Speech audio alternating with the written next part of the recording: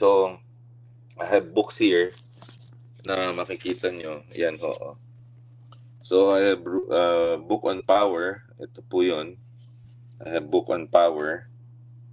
Yan. I have book on Stoicism. Baliktad po eh. Hindi ko maayos po. And then, I have a book on courage to be disliked. And then, dahil ako LA, fan po ako ni Phil Jackson at saka ni Kobe Bryant. And then this is the TED Talk.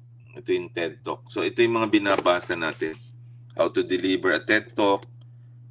Phil Jackson, the greatest coach in NBA. You have to have the courage. And then you have the stoicism.